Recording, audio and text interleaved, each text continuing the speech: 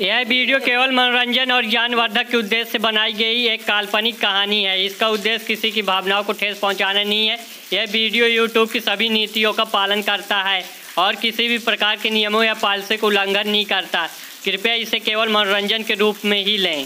तो नमस्कार दोस्तों, स्वागत है आप सभी का आपके अपने चैनल रक्त विसाचिनी में। तो दोस्तों, आज हम आप सभी के सामने कृष्ण भगवान की कहानी लेकर प्रस्तुत हैं, जिसमें हम देखते हैं कि कृष्ण भगवान बचपन में अपने दोस्तों के साथ, सखाओं के साथ खेल रहे होते हैं।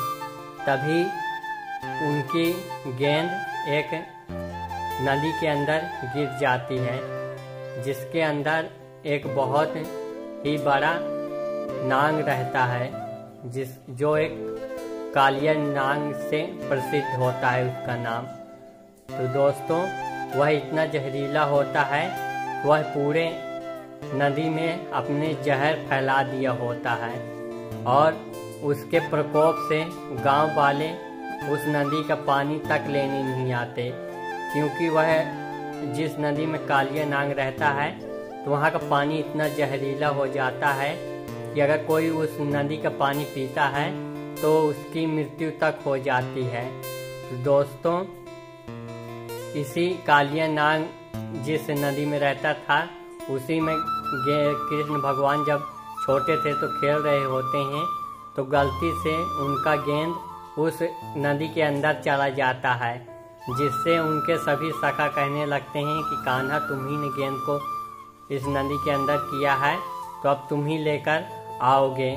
तो दोस्तों, इस तरह फिर हम देखते हैं कि कृष्ण भगवान उस नदी के अंदर जाते हैं और तब वह कालिया नाग विश्राम कर रहा होता है, लेकिन उसकी रानियां जाग रही होती है। वह उसे समझाती हैं कि इतने कोमल पैर, इतना छोटा नन्हा सा बालक, तुम कहाँ इधर आ गए हो? अगर मेरे स्वामी जाग गए तो तुम्हें मार देंगे। और वे ये भी कहते हैं कि आश्चर्य की बात है कि अभी तक तुम जीवित कैसे हो, क्योंकि इस जमुना का पानी इतना जहरीला हो चुका है, कोई स्पर्श मात्र कर दे, स्पर्श मात्र से उसकी मृत्यु भी हो जाती है, और तुम इतने अंदर आ गए फिर भी तुम्हें कुछ नहीं हुआ।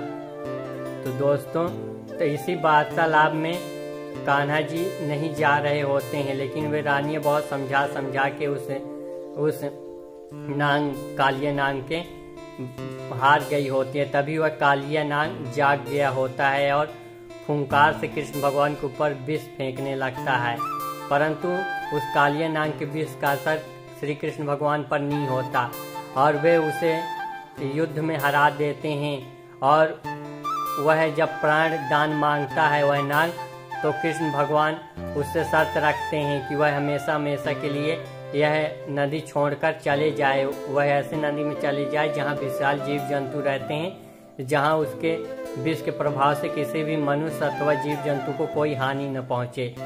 और वह नाग भी यही बोलता है कि मैं यह नदी छोड़कर चला जाऊंगा हमेशा हमेशा के लिए प्रभु।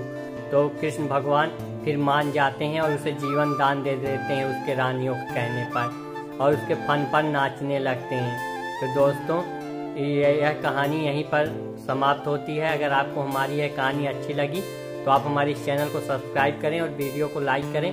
मिलते हैं एक नई कहानी के साथ, तब तक के लिए आप सभी का दिन शुभ हो। मिलते हैं अगले कहानी में, तब तक के लिए धन्यवाद।